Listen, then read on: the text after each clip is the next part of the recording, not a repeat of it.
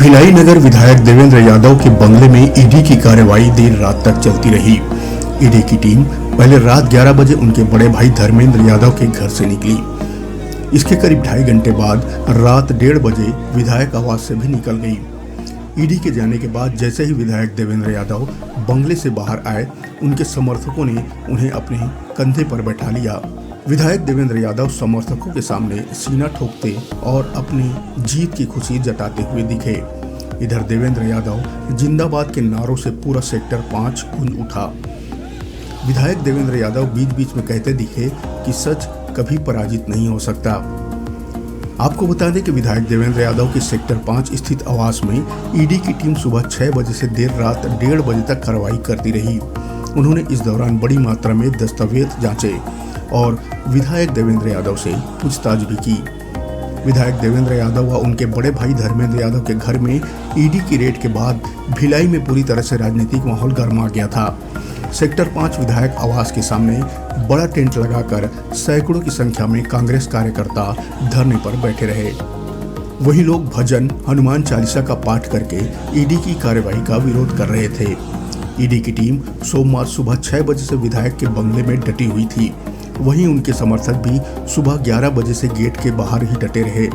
लोगों के बढ़ते आक्रोश को देखते हुए सीआरपीएफ की एक टुकड़ी और बुलाई गई। सीआरपीएफ के जवानों ने विधायक आवास को अंदर से तो वहीं दुर्ग पुलिस ने बाहर से घेरे हुए था।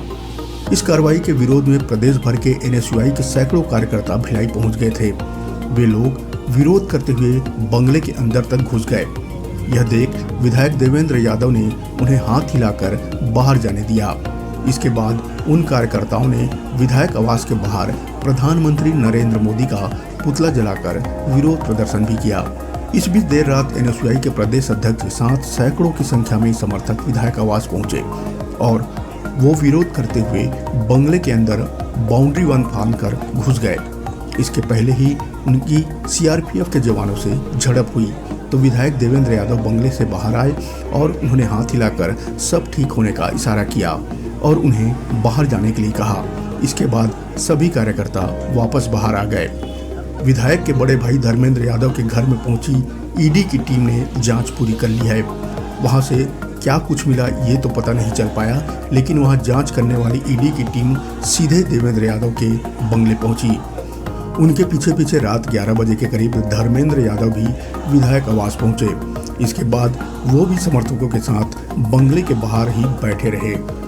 प्रदेश में कांग्रेस कमेटी के कोषाध्यक्ष राम गोपाल अग्रवाल, श्रम कल्याण मंडल अध्यक्ष सुशील सन्नी अग्रवाल, विधायक देवेंद्र यादव, प्रवक्ता आरपी सिंह और विनोद तिवारी के यहाँ एक साथ ईडी की रेड पड़ने से कांग्रेसी बौखला गए थे। उन्होंने इसके लिए देश के प्रधानमंत्री नरेंद्र मोदी को जिम्मेदार बताया। इसके विरोध में दुर्ग जिला मुख्यालय और विधायक आवास के पास प्रधानमंत्री का पुतला जलाकर कार्रवाई का विरोध किया गया।